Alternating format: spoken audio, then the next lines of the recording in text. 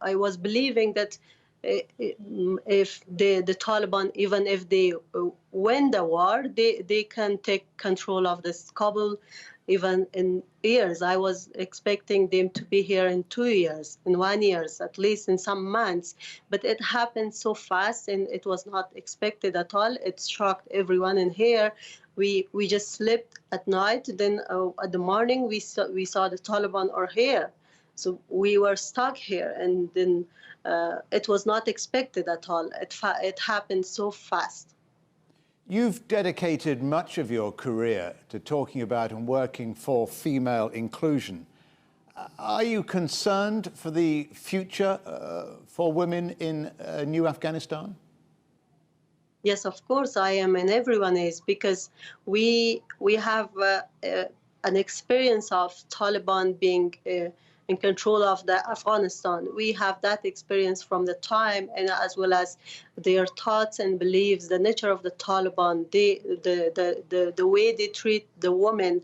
Just last day, in these days, when they are having some interview and they are sharing that from their addresses, they are covering up the women at all.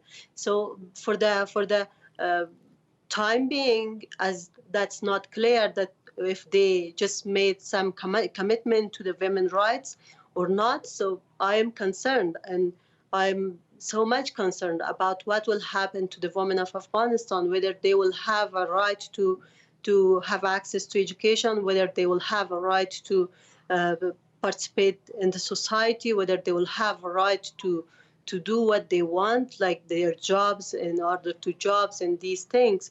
So, or whether they would be locked on their houses. So you think the future looks bleak? I think for us the priority is not to talk about the way that we dress up or the way we appear in the society. So the thing is that would they allow us to have this access to education, jobs, and these things, or not? To our right, like men do we have that right?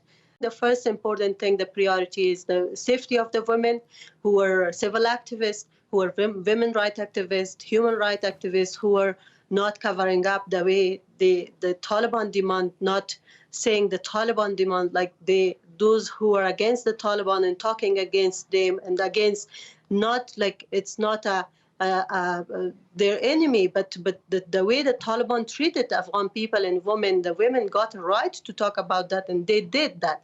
So the thing is now, even they would be judged by the things that the women said and did in the past or not. The safety and security of the women is so much important at the first priority. After that, having access to education, health, and everything that men do, this is so important for us.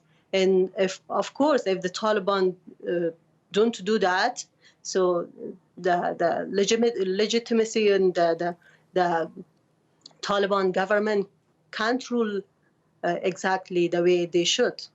Do you feel safe in the current climate, especially as you are seen as a campaigner for female rights?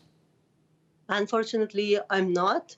Every minute I can expect something happen that I never expected that. And I have been through this unexpected thing happening so fast in here in Afghanistan, in Kabul, right, and now these days.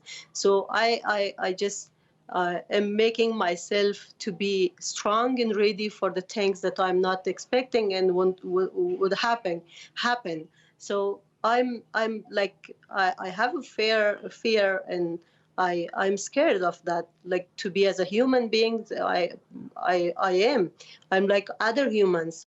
So this is all the thing that Taliban at this point can do. Before they were doing everything, but at this point they are pretending that they need the international community's trust. So for that, I think if they are looking for the trust and the aids and good diplomatic relation with the international community, they need to have their trust by something that they should offer differently from the last time that they did. How do you think the international community should react to the takeover? What is their role? And should they get involved in Afghanistan? They have been involved already.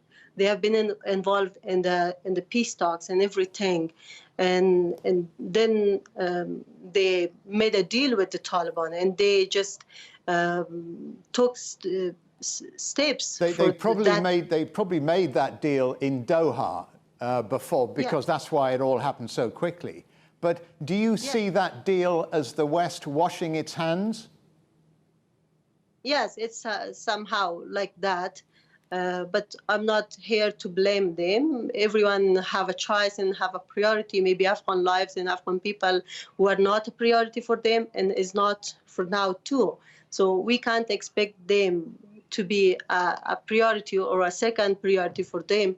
So I'm not blaming them, as I'm disappointed from these talks and these things, but at least they can do something that to make sure that here the Afghanistan is not changing to a threat to the world again, by allowing women, by allowing young generation the rights that they deserve, and those things that make a community, a country, a society a best one, and that everyone can speak up. So this way they won't allow the Taliban to rule as they want, as they demand. So this how we can have some changes and something that we are looking for, and make a society better one. So this is for the sake of the world too, not for the Afghan people or women. So the thing that international community do is to set some requirement for the Taliban to fulfill these things. Then we will have the relations and those things that you demand.